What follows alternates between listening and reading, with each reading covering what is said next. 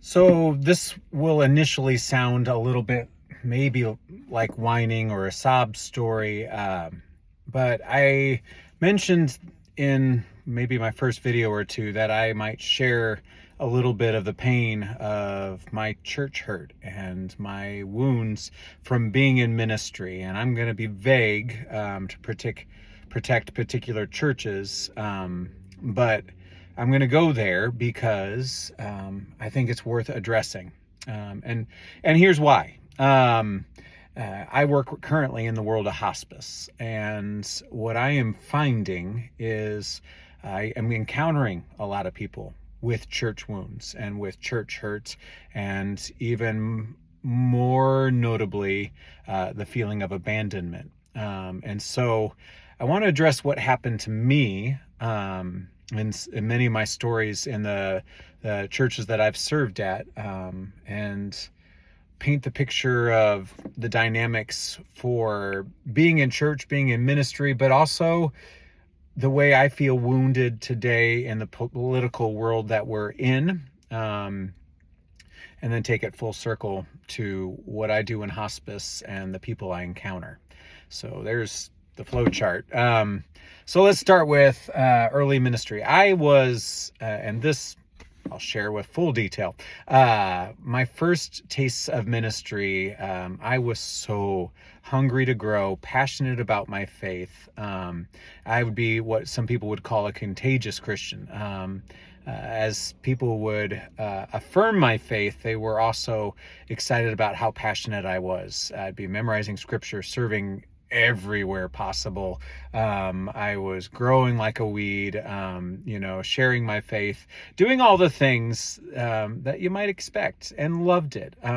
And it was because of all that even my friends asked, do you think you might be called to ministry?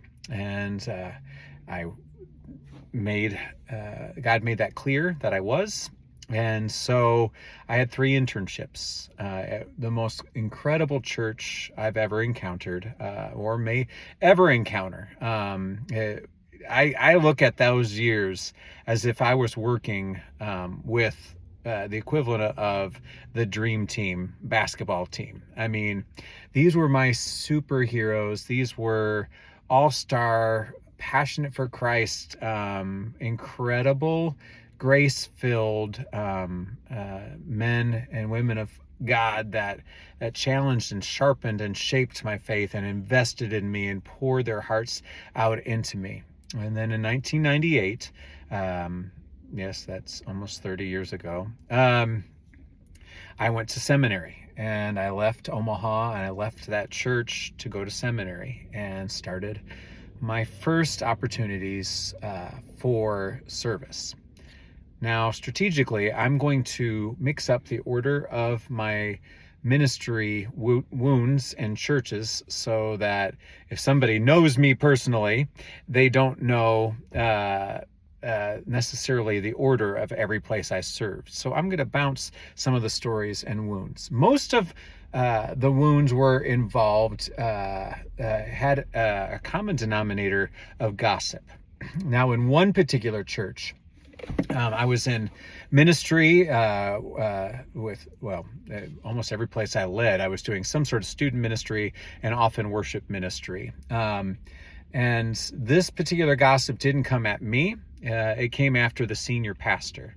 And I loved this man. I feel that when I'm serving at a church that my role is to be supportive to the one that God has in charge. And suddenly, in the middle of a business meeting, some senior adults are calling this man who was loving and encouraging and passionate and vision-filled, calling him a liar in front of everybody, including his wife.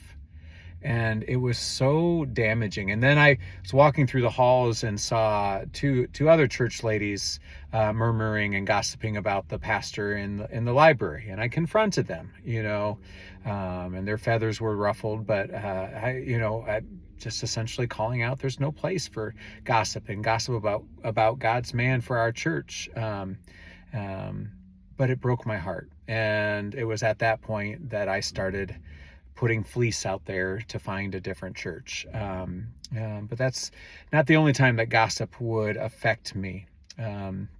Early in my ministry years, I attended a deacon's meeting, and I was brand new to ministry. And suddenly, one of the deacons corners me, points his finger, and says, "I expect nothing good out of you."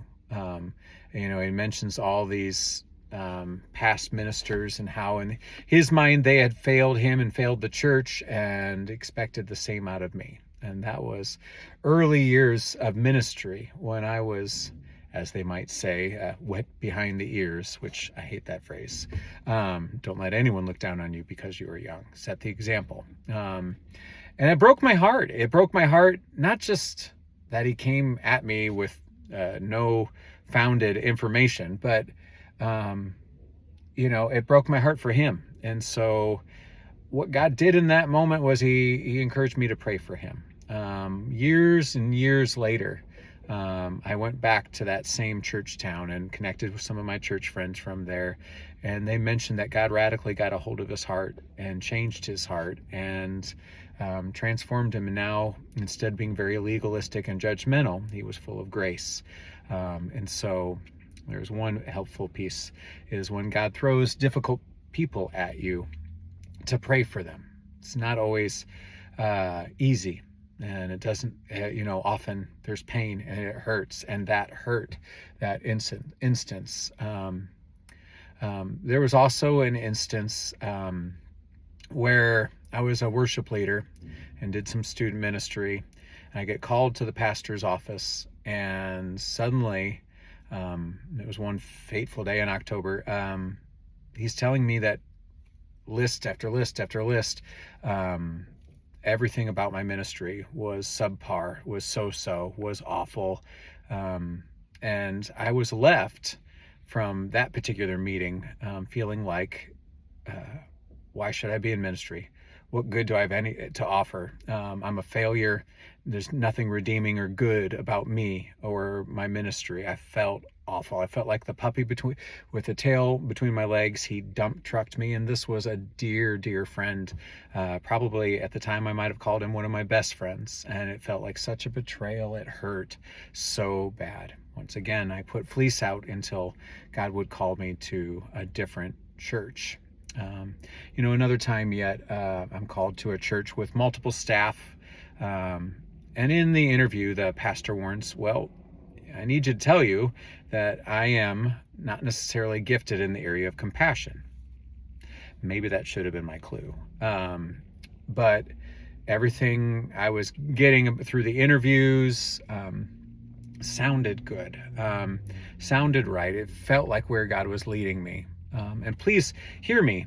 There's not a church that I can point to, no matter whether I went through a difficult storm or difficult part of my journey or was hurt, that there weren't beautiful, redeeming, awesome things that happened. And I accept this position at this church, and this pastor never understood me. I often, try to describe it that, I keep a lot of this to myself, but if somebody corners me and asks, about a portion of the journey, I describe the difficulty of those days as I felt like I was one of the only right-brained person there. I was the creative. I was, the dreamer, that was a part of my makeup, my personality, how I process things. And most all of the staff were the analytical, left brain, and I mean, they like to debate, and so I think they didn't understand why I wasn't programmed like them, and why ministry that I would produce didn't look like, theirs, and I don't think there was an area of the church that somehow, some way I didn't serve at. I was helping with children, youth, college. I was helping with VBS and pageants and drama, and I preached, and I mean, you name it. If they had a conference, I was helping spearhead, organizing community events, and and so had my whole heart knee deep in supporting the ministry of the church and supporting the pastors, but I never felt understood. All the while, toward the end, they were mentioning being missional, and they mentioned, that you should intentionally build relationships outside of the church so that you can you build upon those relationships so that they might be redeeming. You might be able to share your faith, see somebody possibly come to faith in Christ through intentional relationship building, bursting the Christian bubble, as I say, getting out of, the walls of the church and going to where people might need the Lord and might need hope and light. And that's what I felt like I did well. Because I had interests outside of the church. I had my love of theater, and was able to build relationships on purpose, and to care and to love and to show authentic love and grace-filled love with the people I would meet. And I found, just side note, that wasn't always about sharing the gospel or proclaiming Jesus or winning a soul to the Lord.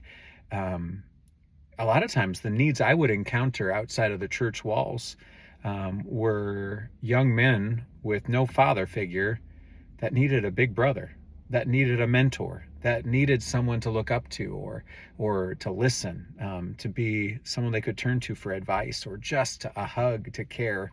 And so often I felt like God kept placing me again and again and again in places where I could be a mentor. But not being understood hurt. Not seeing the value of what I was contributing, not just in the church with all the ways I served, but outside of the church. They just came at me and judged that, without flat out saying it, I had no business serving and spending time in theater rehearsals when I should be, at the church every time the doors are open, Monday, Tuesday, Wednesday, Thursday, Friday, be there, and live your life there. And anything else is, against God's will. It's the way it felt. I know that's an exaggeration. But there were other things. I'm in a drama pageant, which that day was fading, but it was one of the last ones this church did. And some macho pair of dudes come up, and they, in that rehearsal, it was a dress rehearsal, are boasting in the back room about how real they are, how relatable they are. And then I get an email from one of the two of them talking about how fake I am. So that hurt. He was one of my Sunday school teachers, telling me how fake I am. And then there was a church, a youth group parent that, would tell me how much of a disappointment I am, in black and white through an email, tell me what a disappointment I was, even though, I'd loved on all their kids and had mentored their kids' friends and had led some of their kids' friends to Christ, faith in Christ, and didn't matter. I was a disappointment, and they would gossip and murmur. Even while I was teaching the students, there would be 2 or 3 ladies in the back that would murmur and complain and grumble and gossip about me, and then would smile to my face afterwards. It was hard, and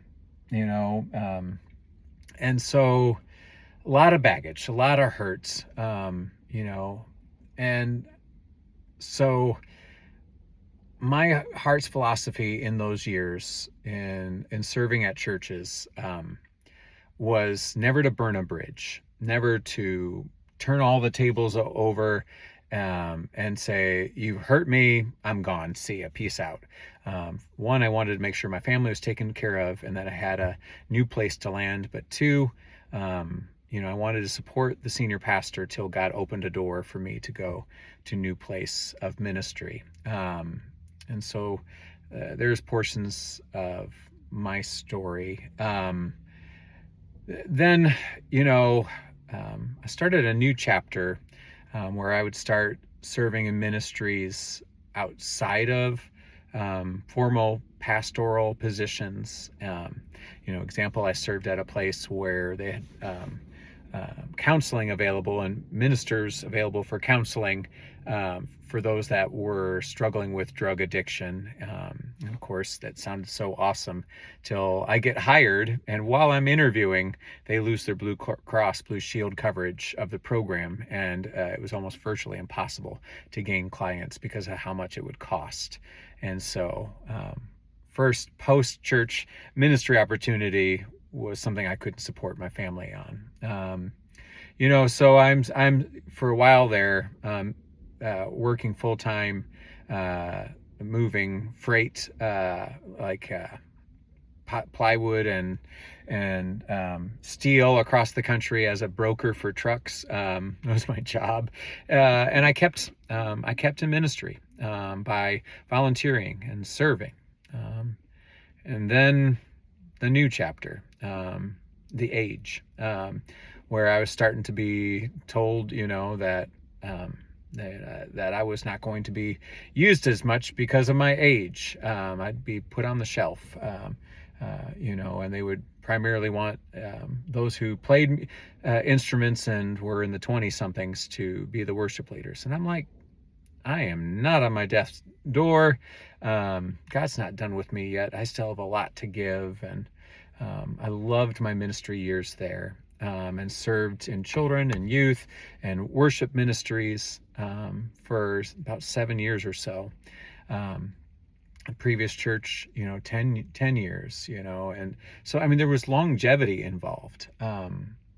But I decided God might have me go to a different church where I could continue the gift of leading worship, using my gifts and my abilities, while I still could. No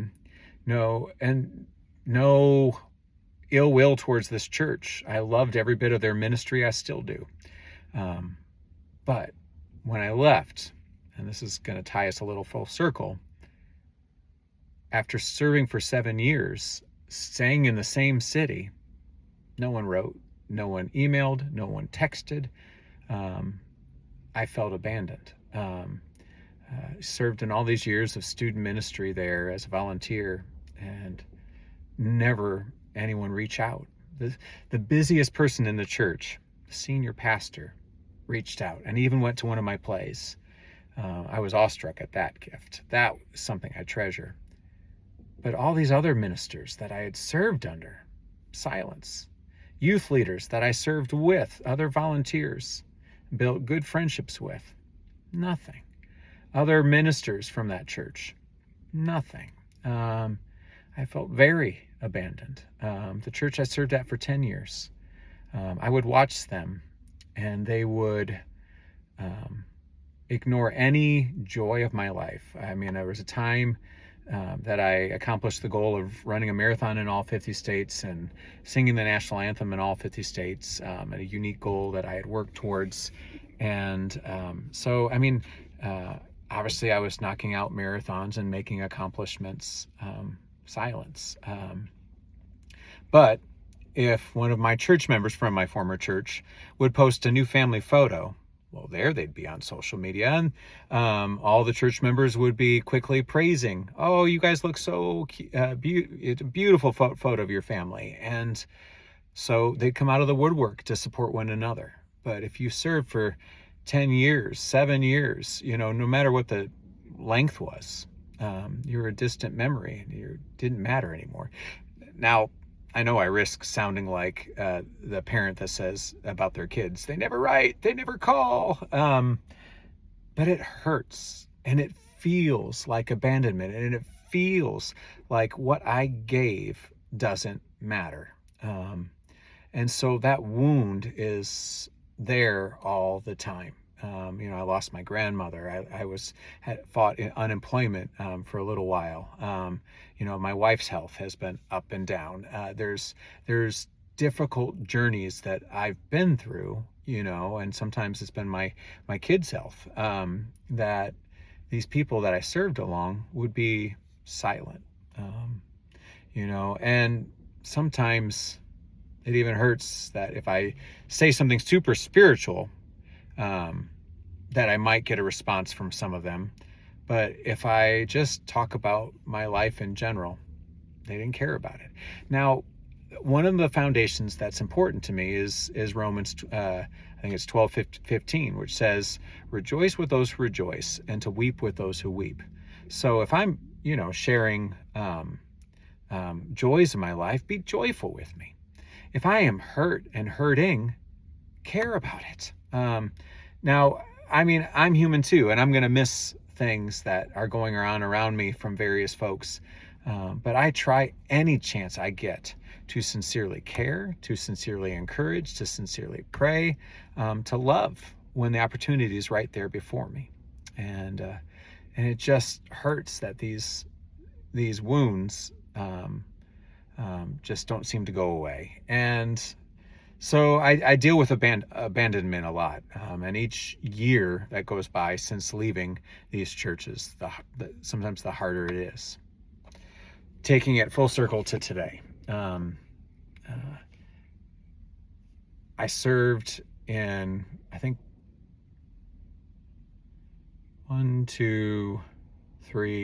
4 churches on staff outside of the church that I did the internships with. For a total of about 25 years of ministry, and then another 10 or so years of volunteer ministry. So that's 35 years of service to the Lord, and building relationships and winning,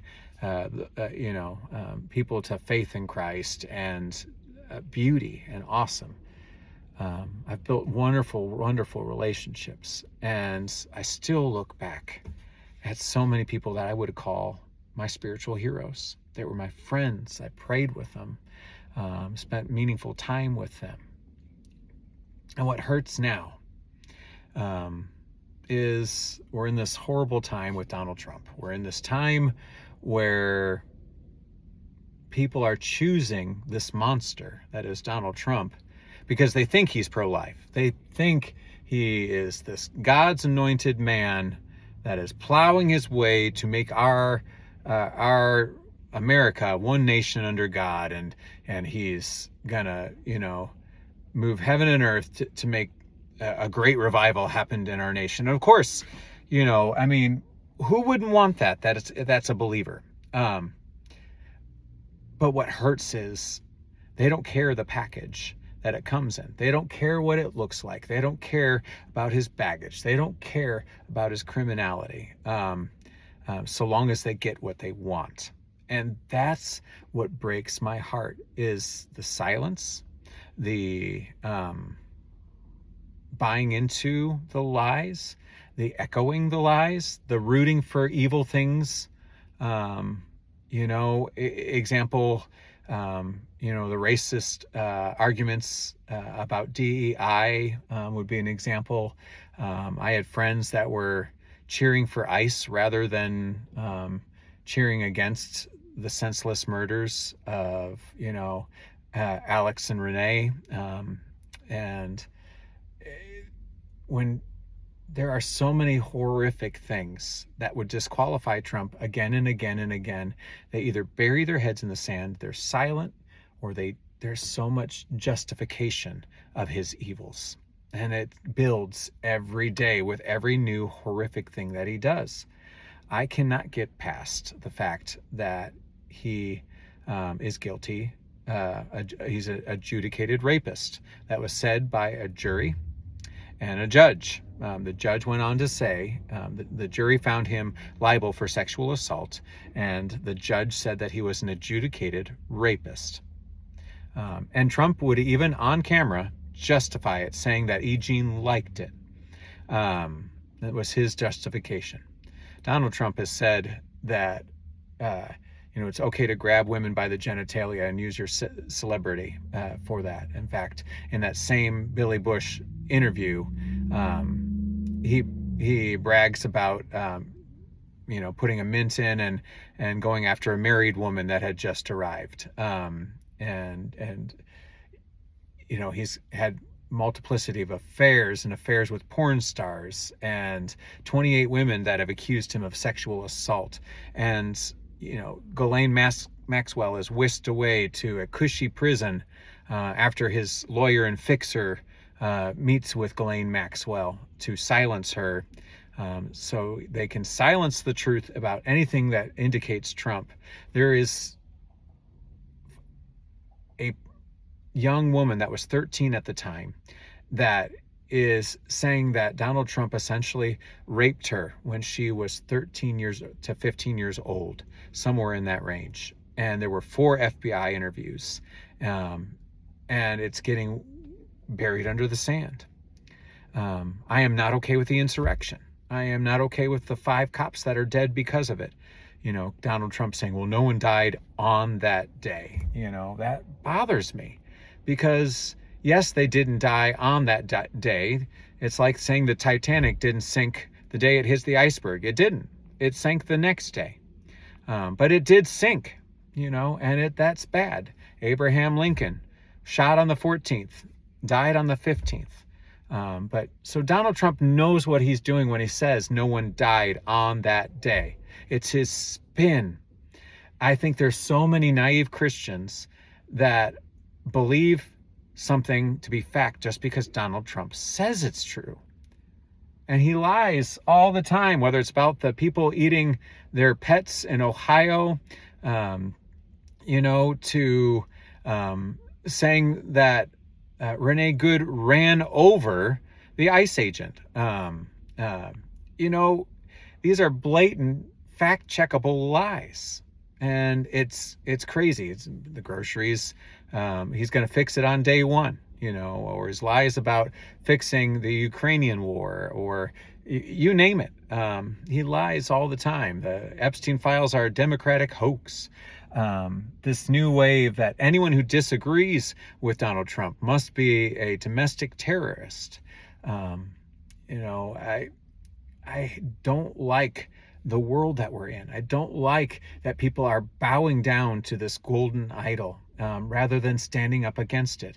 In what world would we let any pastor have the sexual offenses or any spiritual leader that Donald Trump has? And I'm so tired of the defense, God can use a donkey, like he did when he spoke through Balaam's donkey, and God can redeem anybody. And yes, he can. But Donald Trump has said on record, and nothing has changed, that he doesn't need God's forgiveness. And if you look at his life, there is no fruit of the Spirit. There is no patience. There's no kindness. There is no self-control, etc. There's no love. There's a clanging gong and a crashing cymbal. 140 cops injured from January 6th. And again, these are just from the former term. Now, not only is he vilified and called them all rapists and murderers, not even human. Those are his words talking about immigrants. Give me your tired, your poor, your huddled masses yearning to be free. He makes black and brown people to be monsters. And yet then he'll say, black people love me. It's disgusting. His lies and how hurtful he is, calling female reporters piggy and smile more, his offenses of getting rid of the 3 distinct equal branches of our government. Congress is just bowing down to him. The Supreme Court bowing down to him. He ignores orders from judges so he can do things Burger King style, my way, right away. And has all sorts of sycophants that are bowing down to him. And then you hear about how the Republicans are fearful of him, complaining about him behind his back. But when a reporter or in a microphone or in his face, they will say the right words. They will bring the spin. They will say the lingo and salute their dear leader. And it's all cowardice. It is all cowardice.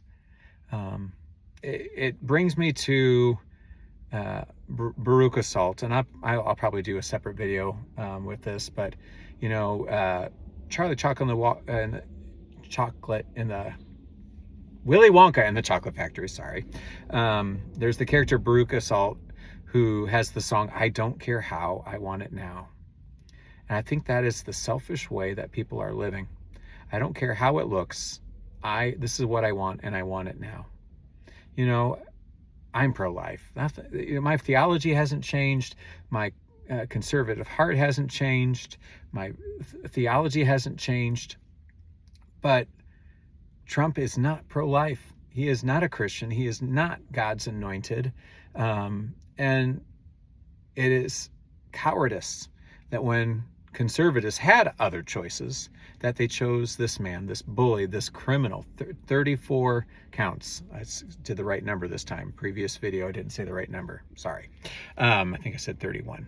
But 34 felony counts that he was found guilty of. And so, again, the list is unending. Almost every day there's something nightmarish that he's doing, saying, but I'm broken because I feel abandoned by the heroes of the faith, because they're not taking a stand against what is good and right. Micah 6:8, he's shown us what is good and what is the Lord requires of us, to act justly and to love mercy and to walk humbly with our God. That's not the way Christians are acting lately. They're not acting selflessly. I see hints of reflecting his narcissistic manners. I see hints of Christians reflecting his bullying and name calling. Some of my Christian friends have made fun of people like the ladies of The View and their appearance, or any other Democratic official.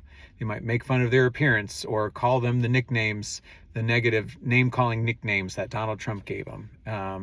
And are Christians supposed to be in the business of name-calling and bullying? No. If you asked a non-believer today what they think about evangelicals, Christians and evangelicals, I don't care if you disagreed with this whole video, ask yourself this question. What in the world do you think a non-believing person in this world thinks about evangelicals today? Do they admire them? Do they respect their love? Do they see genuine hope, mercy, grace, forgiveness, authentic faith lived out? No. They see people that have bowed down to Donald Trump. They see the cruelty echoed. They see, Christians giving the gospel a black eye. And it breaks my heart. I see people that are silent. I see people that echo it. And I don't know that there's a whole lot of difference between those that are silent and those that agree and echo his truth, his lies. But taking it all the way to my hospice world, the hurt from the Trump piece is, I don't know who to trust. I don't know who is still authentically showing Christ-like love in my church family. And I go to worship, no matter how humans act, no matter how humans treat me, I'm not going to give up on the Lord that loved me, redeemed me, showed me grace. I'm going to continue to believe. I am going to continue to serve. I'm going to continue to give. And it may look different, just like right now I'm a chaplain for hospice. That's the way it looks differently. I don't know if I will ever serve as a pastor in a church in any capacity. I will let that be up to God and what He calls me to do. But there's trust issues. I don't necessarily want to be in a Sunday school or a small group. I only want to be around those that I know get grace, that they understand it, and they're not the Pharisee or the Sadducee. They're not the arms folded, finger-pointing, judgmental, legalistic person that is no depth of compassion. In my hospice world, I met a man who had been a minister for 35 years. His wife was on hospice. That's how I met him. And he had served, and then he retired. His wife went on hospice, and the church abandoned him. They didn't come. They didn't visit. They were in the same town. And despite the fact that he was losing his wife, they didn't show that they cared at all. As a result, he told me in my first meeting that he no longer believed in God. A man who had served for 35 years no longer believed in God. So what I decided was God's calling upon my life in that moment was to be who the church should have been for this man, and to not abandon him, but to visit all the more. And she passed, and he was on hospice. And so I continued that relationship with him until he passed. And I loved him. I loved his family. And by the time the end was coming, he had come a little bit full circle and was praying with me and letting me talk about worship and faith and those things. And so there was healing. And he's actually had his pastor start visiting, and there was healing. I've met other people in hospice where they feel abandoned when they retire because sometimes they're no longer in a place where they can tithe and give. And if their check isn't coming in, they feel like the church stops caring. And so they feel abandoned. And I know there's a lot of people with church wounds. And I think what the world doesn't understand, flipping it again, now from more of a spiritual context, humans are flawed. Humans will fail us. Humans have failed us. Humans have failed me, and I've failed others. And I'm sure I probably have caused church hurt through the years. But the one strongest example of someone I know I hurt, I worked very hard to redeem that relationship, to bring restoration, and to apologize. I called a student out in public when they were behaving badly, but I embarrassed her in front of all her friends. And so I learned the lesson as a youth pastor, to help people save face and to have a little bit more redemption in correcting bad behavior. And so, we've had some heart to heart since, and the relationship is restored. But I walk around hurt all the time. I walk around feeling so alone. That doesn't mean that I give up. I still attend church. I am still helping lead worship. I am still serving every day of my life, Monday through Friday at least, and sometimes on weekends as a hospice chaplain, loving on patients and their families, being who God's called me to be to that world. And I also try to show that I care outside in my fitness world and in my theater world. These families, my fitness friends and my theater friends, I'm trying to love authentically and care authentically and mentor and be there. I've got a young boy that I've loved on that has fought severe epilepsy for the last nearly 10 years now. And then a man in my life that has a huge MS, multiple sclerosis fight. And I've tried to be his best friend and care for him through his ups and downs. And to love my family the way I'm supposed to love them. I want my kids to see that despite how hurt I have been, that I haven't given up on my faith. The news hurts. Every day it hurts me. The behavior of Christians hurt me again and again. I don't know who to trust. I don't know who hasn't bowed down. I feel like I look out in the field like Shadrach, Meshach, and Abednego and only see, the three that haven't bowed down to the golden idol. That's the way it feels sometimes. But I know that I'm not alone. Shadrach, Meshach, and Abednego were not alone in that fire. There was what's called a Christophany, an Old Testament picture of Jesus in the fire with Shadrach, Meshach, and Abednego. And they didn't burn. They survived the fire, and it was noticed that they went through the fire and they came out unburned. And the king said something to the effect of, no one saves in this way, and told everybody to take note of their God.